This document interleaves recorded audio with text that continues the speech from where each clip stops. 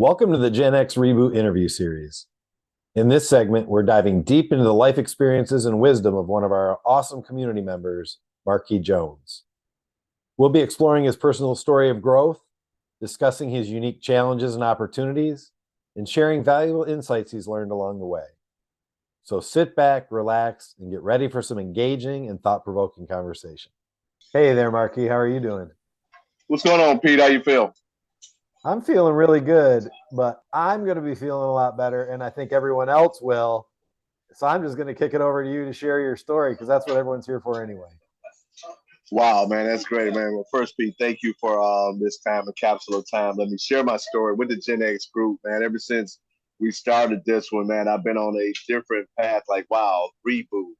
This is something, but then I take it back. When you reboot, it's because you had to start something you started before, but you're starting over. Started before starting over, getting a fresh start. I call it just like a computer, cleaning out some of the old junks to see if you can get a recharge, whatever. My story, man, simple. I come from a broken home. We had money the first 2 weeks of the month. We were broken the last 2 weeks. That was a joke. I guess that didn't work that much. But anyway, Well, it sounds like too close of a reality to be much of a joke. It really is, though. It really is the reality, though, man. It's one of those things. All my life, man, I've always been that person. I was not afraid to talk to folks, not afraid to do things. I was always set apart. And I'm not just saying I'm just some special guy. I'm not the Lord above coming down with this great guy, but I was always different. I was always that guy that was always outgoing, always energetic, always positive. But on the flip side, it was like, who the heck does he think he is? And I had so much, I just think back to the conversation we had earlier. I had so much, how can I say it, negativity, but I never let that deter me, because I saw people that did things, I saw people that accomplished certain things. So I love dreaming. I love being awoke, pursuing them. And I wouldn't care if it was 1 million to 1 odds. If I wanted to do it and I had that belief in doing it, I was going to try it. I didn't care. Now, they say that old commercial back in the days, you can learn a lot from a dummy. Man, I've been a crash test guy for a lot of different things. But, I'm going to be honest with you, Pete. I have no regrets because the only regrets I say I have are things I didn't try, because I learned and I see people.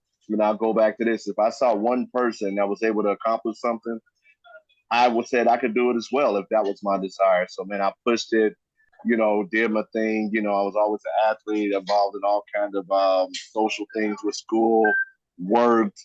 Everybody says that boy always has an entrepreneur spirit. If I can make some money from it, I'll do it. You can never outwork me. I was one of the rare kids that had a good job, but also played all sports and all activities because, I just loved. One of my daughters said something, Daddy, you've always been an overachiever. Excuse the background noise, but I'm at a location. But always been an overachiever. So fast forward that, went into the Marines. I love my country. It was easy for me because we had a delayed entry program. Plus, I was always that attitude. If millions of guys can come through the boot camp, I can finish. I can get through it as well. And I love serving my country, man. I still have that. I've been to a couple places, Saudi Arabia, Grenada, Panama, all that good stuff. But I love that part of it because that was that all, when you're a Marine, you have that extra bite, that fortitude, that grit, that go for it, that die or survive or succeed or die type attitude. And that's me, so, you know, that's part of my story, fast forward, I have kids and growing up. And one thing I really realized throughout all the years, I've been up and down, you and I have known each other for over 30 years now. I didn't realize how much my children pay attention to me. And on the flip side of things, I have bred some pretty unique individuals. Those kids are fearless because they know dad's doing it. That's what dad has taught us. Don't quit. Don't give up, the whole 9 yards. But, fast forward, it's in a book. It's going to be in my book. Hopefully I get to finish writing, Moments with MJ. Life is just not a scripted reality. I just didn't quit. I've gone through all kind of, me. I've gone through all kind of hills and valleys. I had a dark period of my life for 60 something months. That's in the book. But I'm not gonna lie, I had times where I felt like giving up. But I would say dealing with my children and watching them, man, I'm gonna be honest with you, because of who I've been around. Like I said earlier in this, I've had people that always were negative, always wondered who would see, because I was set apart. I knew if I gave up, man, not only would I lose respect from the kids, it's like who's gonna show them the way? And that right there, man, because you know Jamarius and a baby, you know my first wife, she passed, you knew us. We've been there, man. And so that's helped me really get through some things. And even now, 400 years of some change divorce, I'm still going for it. It's like a re-energized because now I did have flaws. I'm not gonna get emotional, but I did have flaws in my life where my adult life after my mom passed, am I accepted? Am I worthy? I did let some of that leak in, some of the hatred, some of the negativity. And, I was still pushing, but it was hard, and I was like, wow, am I worthy of this? Can I do this? And I saw your success, your growth and stuff like that. I'm like, keep doing this thing. And others, and I've had mentors, it was like, why not? Why aren't you worthy of this? And so, Well, Marquis, let me go ahead. step in here for a second. I like you said, I've known you for over 30 years. And I first met you in Chicago back in the day when I first got my start in business and was building a network marketing organization. Mm-hmm. And I think you answered one of our ads, and I remember meeting you, and like there was like this bubbling energy of excitement that was coming out of you, and this level of confidence, and just like when you walked into the room, you lit it up, and you could tell that you had the capability to be able to move people to action. And I always liked that. And I think both of us were. I mean, I think we were like 24. Well, I guess. Yeah, I guess we were early 20s, early 20s. Yeah. Yeah. We had to be 22 or 23. Both of us didn't know shit from a hole in the wall. Like we didn't know anything. Nothing. We had some people that were willing to teach us and coach us. And I remember driving down there. I remember working my job, getting done at 5 o'clock, going home, grabbing a sack lunch, driving to Chicago to meet with you to talk to people on many different occasions. And those were some of the greatest memories that I had. So I just have to tell you that regardless of all of us have that question of value. I mean, we all do. There's not one of us that is sitting here and can honestly go, I am the most valuable person on the face of the planet, right? We all have that question. But I want you to know that out of all the people in my life, you are one of the extremely valuable people who have brought a lot of joy to me, and a nice warm feeling of friendship in my heart every time I think of you. Hey, man, well, it's the same with you, man. When I say my circle is so small, it could be a triangle. You one of those parts of the triangle, man. It's like, because we both been, I think back to that. It's funny because, well, this little cigar, right? I'm at a cigar spot. I was telling one of my clients, I said, you don't understand. It's funny. I remember when we met in Chicago, I think it was the West End, and we got into that Rob report, best of the best. And one of the best, the top 10 was the Macanudo cigars and a couple others. And I went to get one. It was funny. I was just sharing with her because I said I have our call. And so it was funny we talking about that.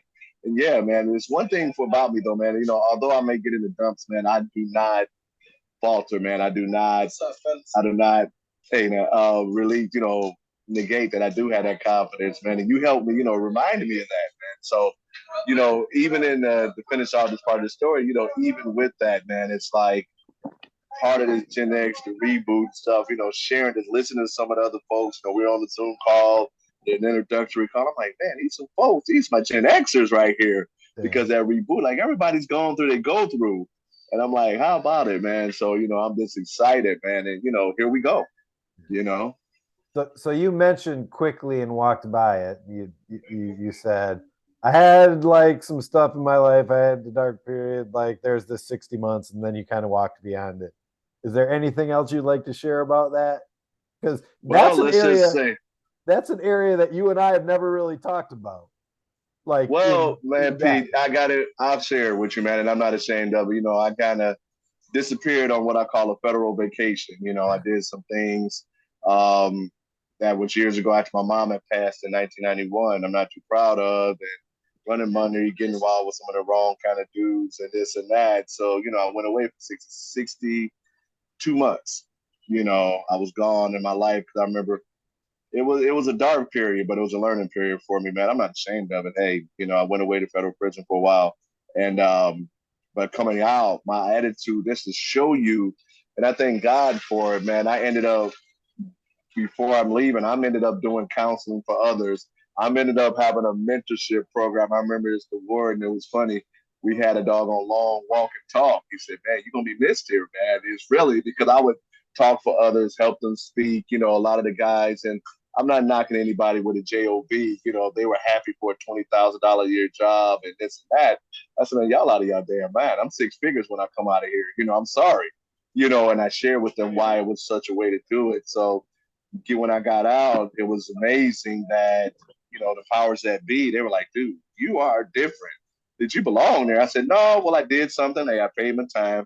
But it was so funny, Pete, that I ended up, I just share with you, man. I left out, came out within a week. I had a nice six-figure job. I'm back in the car business, doing my thing.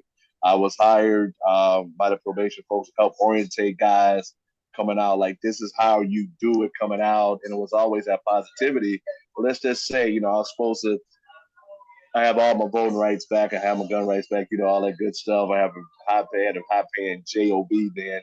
And it was kind of enlightening, so I needed that because there were several people afterwards that I touched and helped keep on the straight and narrow. So yeah, that's what I did, man. And to be, some people don't believe me. They say, "Man, you're just trying to tell a hype in the story." No, I was a card carrier member of the BOP. 092174224 That's my number. So, I did it, so I can't see it. It's not on the back. Look, don't worry about where it's at. This is what I did. Nobody's going to say they do that. It's two things. Nobody's going to say this is my past and it's not their past. I'm not trying to get street credit. I'm not a rapper or something, man. Damn it, hey, I'm just saying it was what it was. And, and it was a stepping stone for me because I will say the sad part of it was, I miss my babies. Mm-hmm. I miss my babies. And it was just, I was taking a shortcut there, and it shouldn't have. My mom had passed. And I don't use excuse for I saw her pretty much, she was a person that tried businesses. I didn't know she didn't have her high school diploma, but she never gave up. She was trying different network marketing businesses. She didn't believe in public aid systems. She said, "The hell with food stamps." She got an extra job, and those things, man. And it's like, and that's part of my drive and determination as well. Until the day before she took her last breath, she had faith. She had confidence. To see so many lives that she touched, man, Pete, it was over 700 something people. You would think she was some kind of celebrity that signed in her book in her funeral. She was part of social clubs, Masonic Lodge. She worked for Beacon Van Line, so she knew a lot of truckers. Man, to see the amount of people and surrogate uncles and aunties I had, man, that's like, okay. And that's another thing that gets me. I don't give up because she did. So, but I did some, took some turns. I said, I'll be damned. I'm going to make this happen. I made it around the city. She would have probably killed me. But thank God. But I'm here, and I share with you, and I share another part of the dark period, in my life when I said upwards, through all of that, I share with you, I found out, after all of that stuff going on, I was wondering why am I, when I say treated differently than others in my family, I just share with you, man. I found out at 52 years old that the dad I thought was my dad since birth is not my dad. And I'm still battling with that. But, when I said things like get treated different, I call myself the modern day Black Cinderella, not Cinderella, Cinderella. I was treated differently. I was treated differently. Not invited certain things is like, who is he? And, some mentorship and say, hey, man, I was always wondering, like, I'm set apart. You treat that person better than me. And everybody would just tell me I'm paranoid. Then I realized now why. So although it's a damaging thing, this was from birth, when that happened, he became my dad, I realized now I know why I'm set apart, why I'm different, because I'm not from them. I'm not like them. So that was like a weight off my shoulder because I'm not crazy, but it's still, disheartening. And it just shows that, what do you do now? Because, and I'll just be transparent here, being a Gen Xer, to say set apart, it's like they're more relieved. Like, hey, our deep, dark family secret is out there. To hell with him sometimes. All right, I'm going to show y'all ass. Excuse me. I'll show you, so, but I don't wear that as a pity party. It's the strength. It strengthens me. It back me against the corner and say, hey, it's just me and my creator. And those, when I say my circle is so small, it's a triangle. You, a couple other individuals, and a couple mentors. Here I am, man. Yeah. And then now we had this reboot. Let's go. Well, So that's my Mark, story. so some observations from my side. I remember when I called to talk to you and Tiffany answered the phone and I was like, is Marquis there? And she was like, no, he's gone. And I was like, when will he be back? She goes, no, he's gone. I was like, gone? She's like, no, no, no, and explain it. And I was like, what? So that I remember being completely baffled, like I had no idea. Right. And but the thing that I learned through that process about you, Marquis, and I think it came out in your story a little bit, is that everybody, all of us do things in our lives. All of us take actions. And sometimes those actions lead to maybe they're not the smartest of actions, but there Yeah. is no way that we should ever wrap up our entire identity into a mistake or two mistakes and think that we're not worthy because of any of that stuff. Like that is, and you were able to do that. You had people, I remember hearing the stories about the people who were guards and working with you within the inside who were saying they wanted to do everything they could to help it get expunged because of all the good that you provided. Exactly. And that's where we work it at. That's what happened. I'm glad you said that, Pete. Yeah, and You know, you are damn straight you don't give up. So many people who go through different who make a one or a series of poor decisions and then they get caught and then it's like their life is over and they can never get beyond that because they don't realize the value that they have. You, my friend, have not only had value before you did it and after you did it, but you shared that value with other people that were alongside you and you helped make their life better. That's amazing to me. exactly. That's one of the reasons I Thanks, love bro. you. Hey, man. Well, I appreciate that, man. Because I share with guys, I always share with folks, dude, so do you know how many people? And then I'm going to just share it with you. I have, in meeting with people along the way. Oh, man, shoot. I did 12 months. I did 16 months. Oh, really? Yeah. I'm like, damn, you instructed me on something. Okay. And it's not a badge of honor, but it isn't Right. a badge of shame anyway, because, I can't turn water into wine. I don't walk on water, but hey, I'll drink a glass of wine with you in a heartbeat. But the thing is, I tell them I'm not ashamed of it because Right. what you did, look at your life and look at mine. You want to Yeah. look at my resume. You want to look at and it's not just about money. But look about, I own my life. I control every second, hour, day, week, month of my life. I control that. Do you Right. do that? And I have fun doing it. And when I shared, I was all brutally honest when I looked at how many people would talk to me versus looking at that and willing to give me opportunities because they know like that it's not you. That was a mistake. And man, let me tell you, it's sometimes I forget that's what I went through sometimes, Yeah. So I tell people, man, don't let one mistake, two mistakes, 20 mistakes. Because, if you biblically speaking, I can go through a whole bunch of stories. Right. You can be redeemed if you're still here. You can't reinvent yourself. You can't start over. You can't grow with others. Man. So it's no excuse. So kill a damn pity party.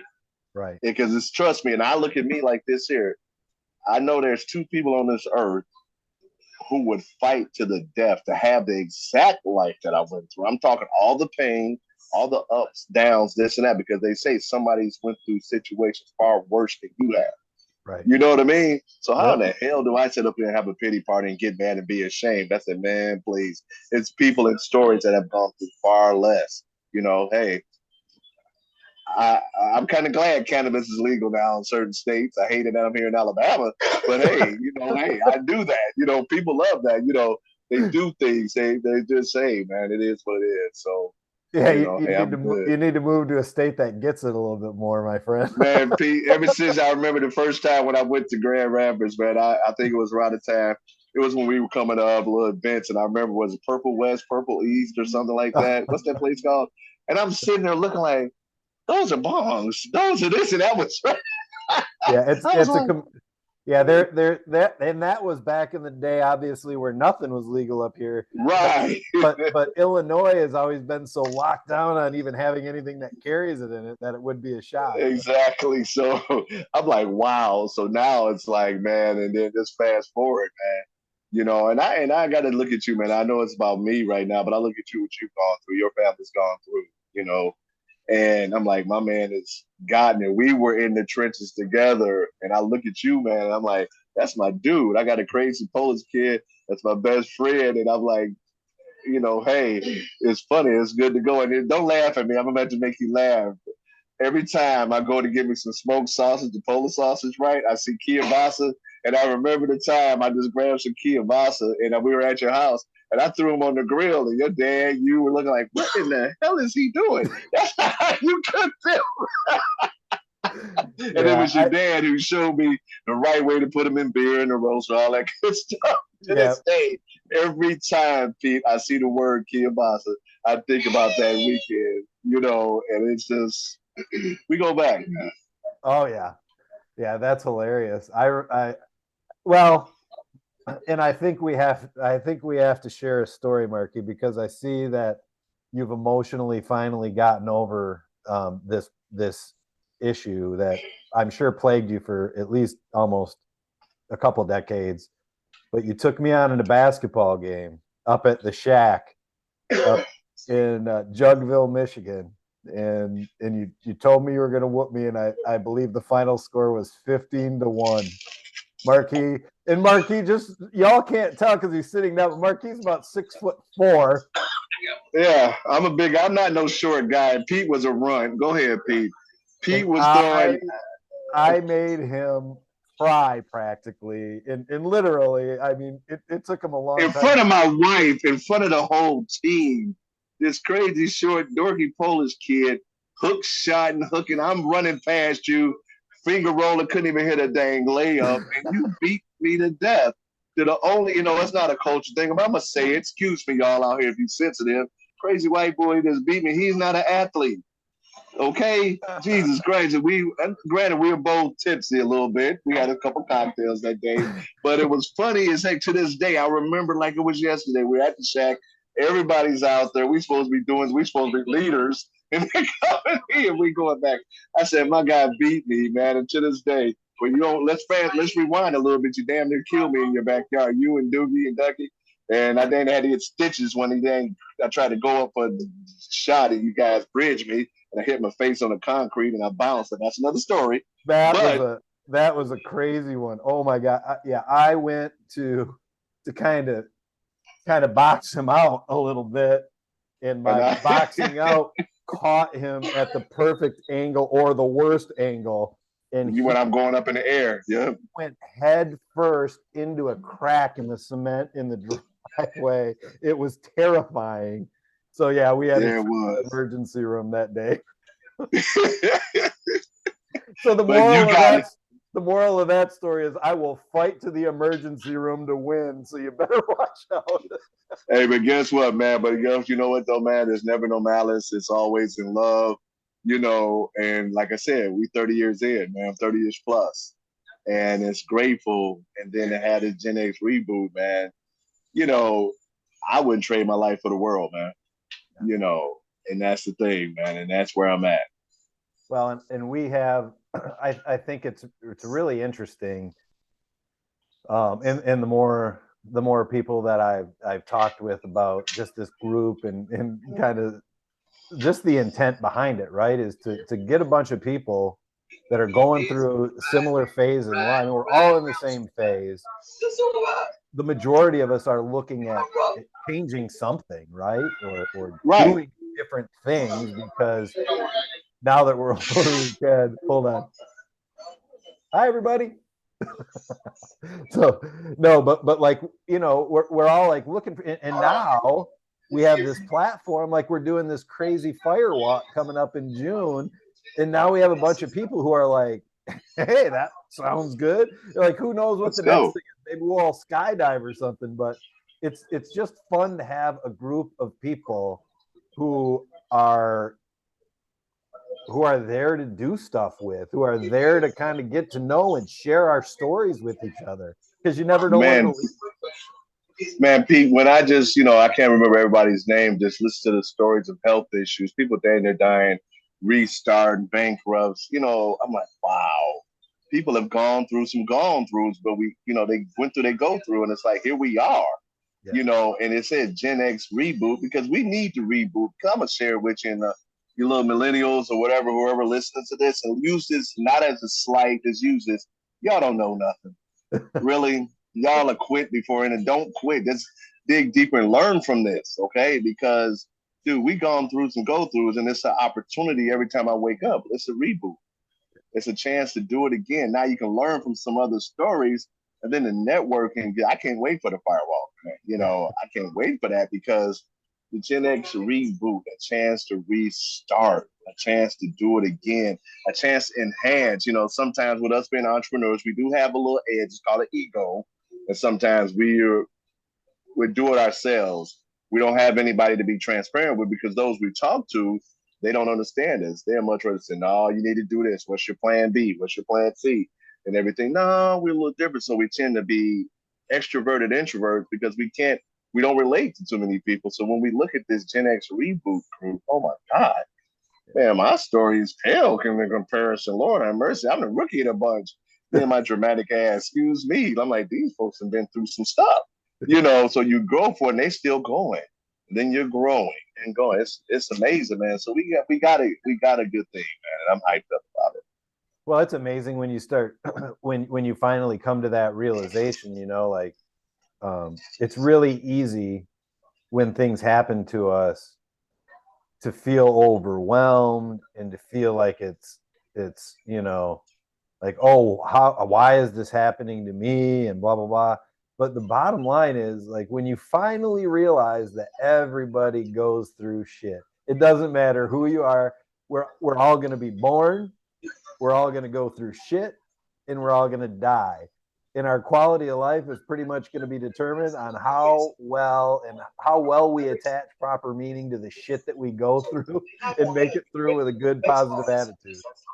Come on, man. It's amazing. And then I think, I'm glad you said that because I say we have something, and that's our relationship. I'll share with you. We have something that so many don't have. We can learn from each other that's gone through it. So many people are such in a dang box. They say think outside the box. I always think of it as a cliche, but realistically, so many people are boxed in.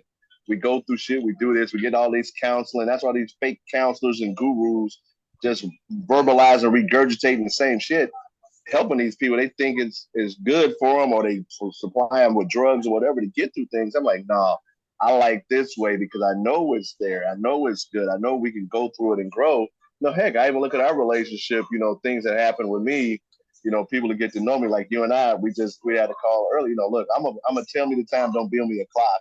I have a little sensitive side sometimes, but tell me what's up, like I met Randy through you, Randy Finch, that's my guy, and he's in business and stuff. When I tell you, even in a smooth way, Randy has shared me some stuff about business and life, and I would have known him if it wasn't because of you, our kind of relationship and stuff. I'm like, man, cool. That's one of the coolest cats on this earth. Don't give a Yes, damn. sir. Ice sculpture dude, man. That's my guy. But he shared with me some business stuff and how to rent. Man, look, I take that with a grain of salt and I'm learning from it because just want me to succeed. So you think about, I call it our Gen X reboot type of group, man. We lucky. I feel sorry. We need to get 1 million folks in this group, multicultural. Let's do this damn thing because it's like, man, we got an opportunity. Yes, everybody's been through shit. But you see, when they get through the shit, like you say, we live, we're born, we die. In the middle, we go through a bunch of stuff. But the quality of life, like you said, it's a dictate on our decisions, what we go through, and all this good stuff there, man. And it's a win-win to me. Hell yeah. Well, dude, I appreciate you, and I definitely have appreciated our conversation. Is there anything else that you want to share with anyone about your story? Anything at all? Anything you got going on? The floor is yours, my friend. Well, right now, man, it's funny you say that because I look at this as, I mean, I would never have thought, I do my public speaking, I'm a voiceover acting, I'm an insurance agency and things I do, but I never thought I'd be in the printing business, excellence print design, and I'm having fun doing this, man. There's nothing more then I get so geeked up putting an image on a shirt or a merchandise, like, wow, I love this. And I'm looking at all the holes. It's like I'm a whole different breed of getting things done. So this is what I'm doing, you know. And if there's anything in my story, man, I guess if I can say anything to anyone who's listening to this, if anyone, the only people that would tell you to quit, give up, go do something else are those cowards that didn't have the courage to do what you're trying to do. Those people who quit doing what you're trying to do. But I encourage you, you know, you don't have to say your mother's going to be your mother. Your brother's going to always be your brother. Your friend that you grew up with is going to be the person. But if they were part of that journey to help you reach your legacy, your purpose, your goals and dreams, they wouldn't be hindering you from getting there. They'd be in the trenches with you to figure it out. So being that they're not, I encourage you to, it says it, and there's so many gurus out there, people put your damn plug in the right source, because you won't get hatred, you won't get quit from people who have done what you've done, who have succeeded. Man, if you learn these people's stories, grab an autobiography, grab something, look at the true stories. I don't care what culture you're from, black, white, blue, green, and yellow. Everybody, you think about it, Steve Jobs, a little funky little desk in his corner in his thing, Microsoft in the garage of his grandmama's parents, whatever, Steve Jobs, all the people who have achieved this massive success, no matter what, they've started from grimy. They've been hungry. They've been grabbing a pack of hot dogs and hot dog buns and saying, hey, I'm going to have 2 a day because, damn it, I don't have food. Okay? You look at these people. So, therefore, man, plug into the right source. And half of the stuff is free out here, man. It's like, if you have a purpose, you've had something that you don't want to stop for, damn it, don't stop. Find somebody that's doing it. Find somebody that say, don't quit. If you're a married man with a wife that's saying, "No, damn it, I don't love you, you got to do this," well, she know who the hell she married, and vice versa. A woman who know who they married. You have something inside of you. Don't kill it. Don't leave it dormant. Because I think Les Brown says it. Pastor Miles Monroe said it. The richest place out here on this earth is the cemetery. All the dreams that weren't, all the books that weren't written, all the songs that weren't produced, all the business goals and ideas that you were given were not. Nobody took it for granted. So therefore, live full, die empty. And I think I'll leave with this. I think Ed Milet said something. I might be off. He said something, man, we all are going to meet that person at the end of our life who we should have been. Is that person going to be your twin when you die? Or I think it's something, I might remix the hell out of it. Just like the Bible, I remix something. So Ed Milet, if I messed it up, I'm sorry. But if you change it by if you change it by 10%, you can call it your own. So just say, there you go. Great. From the words of the great Marquis. There you go. So damn it, if you're gonna meet your twin, or you're gonna meet somebody that's total stranger. And that's what you need to be going for, man. You know, what you could have been. Because if it's something inside of you that are not allowing you to say, man, I gotta keep going, man. There's something. You don't dream for nothing. You don't dream just because if you get on that drugs or something, like a little something, you might get a little loopy. But those dreams, visions, goals, and desires, our Creator, God Himself, did not give them to you just to taunt you. It's something you have inside of you. And you have to, that you can get it. It's not hyperbole, it's the damn truth. So go for it, man. It's like, I would much rather, I shared this with you, and people might say this, like, are you crazy? I'll be honest with you, Pete. And I'm going to leave this with you. Although I'm still in the hills and valleys, I was a young father doing things, man. I have never been this happy in my life because I own my damn life. I control every second, every minute, every hour, every day, every week, every month of my life. So yes, I'm behind on saying, yes, I procrastinate, but damn it, I control this. It all rises and falls with me, So either it's like Sun Tzu or that war general or whatever, who they were outnumbered, he burned the boats, and it says the story that, hey, either they're going to die or they're going to survive. And they fought one of the greatest damn victories. Well, guess what? Next year, this time, damn it, you're going to be like, look at Marquis. Well, I'll be damned. Look what he's done. So that's me, man. That's me. Well, I appreciate you, man. And I always admire what you're doing. I always have, and I always will, because you're a good man. But we'll be talking soon. And I am sure everyone is going to enjoy hearing your story, dude. Thanks. Hey, man, Pete, thanks a lot, man. This was a moment with MJ and Pete. I'll let you guys later. This concludes another episode of the Gen X Reboot interview series. A huge thank you to Marquis for sharing his story, insights, and advice with our community. I hope you enjoyed this conversation and feel inspired to continue exploring your own personal growth journey. Remember, if you want to connect with like-minded Gen Xers, join our Facebook group and be a part of our supportive community where we share experiences, engage in meaningful conversations, and empower each other to live our best lives.